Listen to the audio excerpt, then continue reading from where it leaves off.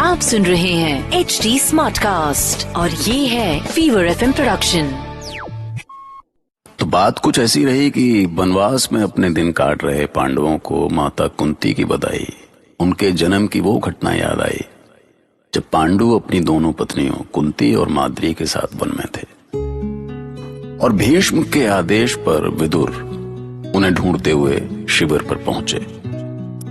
लेकिन तब तक वो बच्चों के साथ वहां से जा चुके थे। विदुर ने पूछताछ की तो ऋषियों से किंदम ऋषि के शाप का पता चला।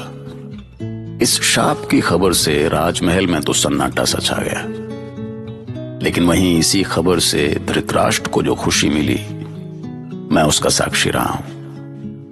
मैं आकाश हूं, वो आंख जो सबके मन में झांक सकती है।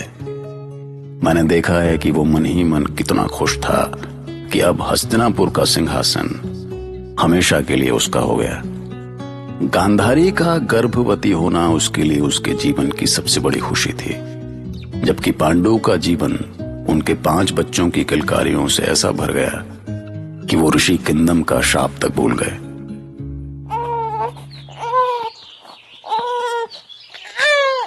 आजा आजा बच्चा, गोदी में आजा, गोदी में आजा, आजा आजा आजा। अब क्या हुआ इसे? लाइए मुझे दीजिए, मेरा बच्चा। हे ईश्वर, कितनी भूख लगती है इस मजले को। अभी तो दूध पिलाकर जल लाने गई थी और अभी। हाँ तो क्या हुआ, ये है भी तो देखो, देखो कितना बलशाली दिखता है। देखना, बहुत शक्तिशाली होगा ये। मैं इसे गदा युद्ध सिखाऊंगा। और बड़े वाले कुंवर जी को देखो, दूध मिले ना मिले ये शांत ही रहते हैं।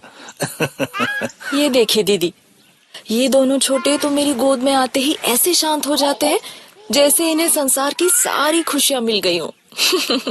बच्चों को माँ की ममता से अधिक और चाहिए भी क्या माद्री? संसार का सारा सुख तो माँ की गोद में ही होता है। किंतु माद्री, तुम और कुंती हमारे बच्चों को पाल लोगी ना? ये क्या कह रहे हैं आप? ऐसी बात आपके मन में आई कैसे? मेरा शरीर साथ नहीं दे रहा माद्री। जाने कितने सपने देखे होंगे तुमने, पर सब। माद्री, देखो सूरज चढ़ गया है और अभी तक फलाहार भी नहीं हुआ। मैं आपके लिए फल लेकर आती हूँ।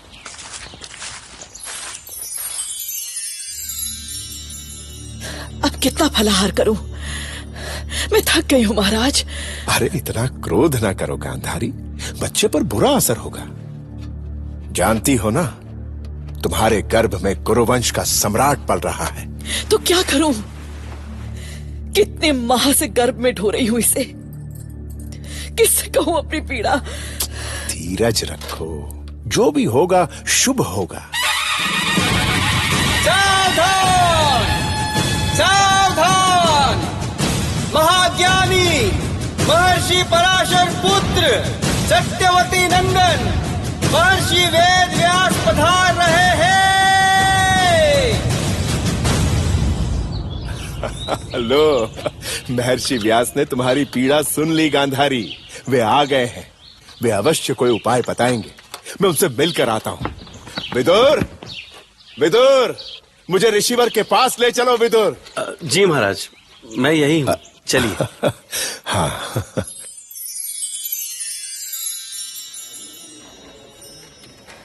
प्रणाम स्वीकार करें तात। आयुष्मान हो, राज्य में सुखों की वर्षा हो और भी वंश वृद्धि हो। और भी का क्या अर्थ है? अभी तो पहले पुत्र का ही जन्म नहीं हुआ महर्षि। 9 मास से अधिक हो गए हैं। जानता हूं धृतराष्ट्र, किंतु मैं पांडु पुत्रों की बात कर रहा हूं। असंभव ही। ये कैसे संभव हो सकता महर्षि? ये नहीं हो सकता। मुझे पता चला है कि अनुज पांडु शापित हैं। वो संतान सुख नहीं पा सकते हैं। व्यर्थ सत्य है धृतराष्ट्र। पूर्ण सत्य ये है कि देवी कुंती और माद्री पूरे 5 पुत्रों की माता बन चुकी हैं। अति शुभ। हस्तिनापुर के लिए इससे अधिक प्रसन्नता की सूचना और कोई नहीं हो सकती, और कोई नहीं हो सकती। बस ईश्वर से कामना करता हूं कि वैसी लीला हस्तिनापुर में भी हो।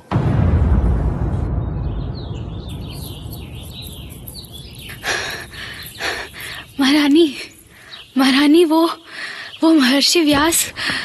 महर्षि व्यास, उनका स्वागत करो। मुझे उनका आशीर्वाद लेना है। हाँ महारानी, पर हम एक दूसरी ही सूचना लाए हैं। सूचना? कैसी सूचना? महर्षि व्यास ने बताया कि महाराज पांडु पिता बन गए हैं। क्या हुआ महारानी, आपको प्रसन्नता नहीं हुई? हुई, प्रसन्नता हुई, बहुत प्रसन्नता हुई। देवी कुंती और माद्री तो कुशल है ना? जी महारानी, और महर्षि व्यास ने बताया कि अभी वो शतशृंग के उत्तर दिशा में ठहरे हैं। सुन रही है ना, पूरे राजभवन में कैसे बधाइयाँ बज रही है। अच्छा, सुनो, ये लो तुम्हारा पुरस्कार। महारानी की जय हो। रुको दासी। जी महारानी। बाहर कहो कि शांति रखे। उत्सव के शोर से मुझे कष्ट हो रहा है। जी महारानी।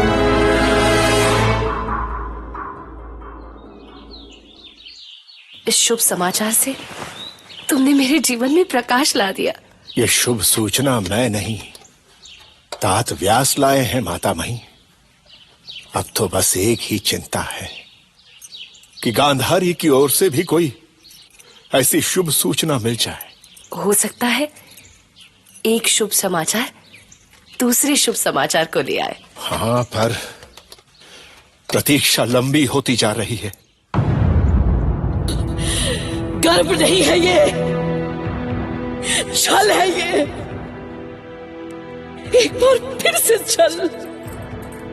हे ईश्वर, ये तेरा कैसा न्याय है जो तूने मुझे इतने महीनों से अंधकार में रखा है। कितना क्रूर है तू, जो मुझे आज तक दुर्भाग्य ही देता आया है। पहले दृष्टि होते हुए भी अंधकार में डूब जाने के लिए विवश किया, फिर महारानी की योग्यता देकर भी अयोग्य कर दिया, और अब संतान के नाम पर ये छल।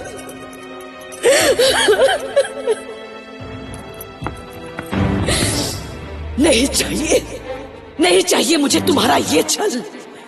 जब मैं हस्तिनापुर के होने वाले सम्राट की माता बन ही नहीं सकती, तो इस गर्व का कोई अर्थ नहीं। मैं नहीं ढो सकती ये बाहर, एक क्षण भी नहीं, एक क्षण भी नहीं, एक क्षण।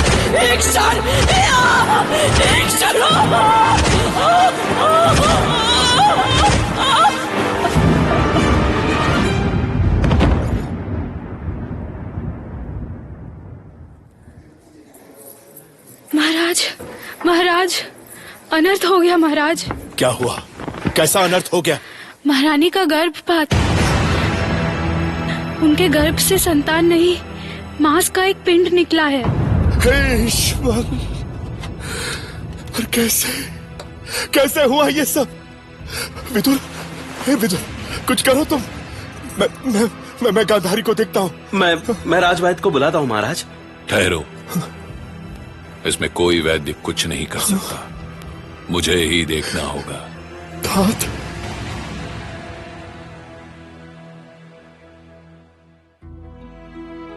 गांधारी, क्या हुआ? कुछ बोलो तो।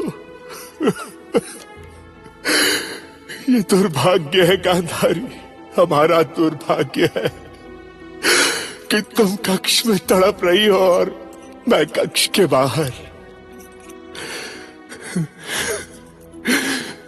पता नहीं तुम पर क्या बीत रही है।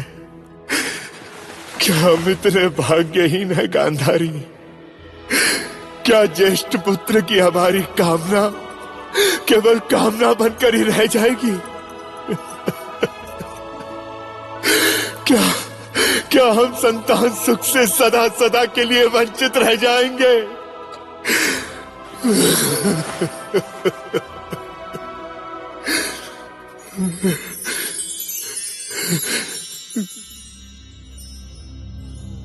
महर्षि, यदि भाभी श्री के प्राण बच भी गए तो भी गर्भ गिरने का दुख उनके प्राण ले लेगा।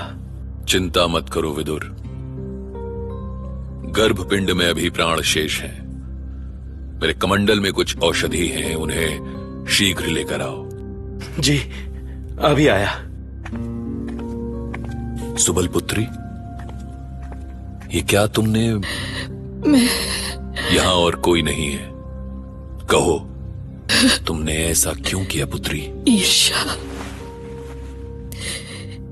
ईर्ष्या से मैंने गर्भ पर आघात कर लिया। ये क्या कर डाला मैंने? भूल हो गई मुझसे, बहुत बड़ी भूल। पर ये ईर्ष्या क्यों? मैंने आशीर्वाद दिया था ना तुम्हें। क्या तुम्हें मुझ पर विश्वास नहीं था? तुम्हें तो 100 पुत्र होंगे सुबल पुत्री, पूरे 100 पुत्र। अब बताइए, कौन भरोसा करता है कि बेजान से गर्भपिंड में धृतराष्ट्र के 100 बेटों की जान है? लेकिन भीष्म को महर्षि व्यास के ज्ञान पर पूरा भरोसा था। व्यास ने उस पिंड के टुकड़ों को 100 घड़ों में रखा, एक खास हालात में। महीनों तक अपना खास ट्रीटमेंट करते रहे और एक दिन असंभव संभव हो गया। गांधारी को 100 बेटों की मां होने का सौभाग्य प्राप्त हुआ। अब यहां कहने का मतलब यह है कि भैया, आस कभी नहीं खोनी चाहिए, क्योंकि असंभव भी इसी दुनिया में संभव होता है। तो ठीक है, फिर आप किसी असंभव के संभव होने की उम्मीद बनाए रखिए और सुनते रहिए महाभारत।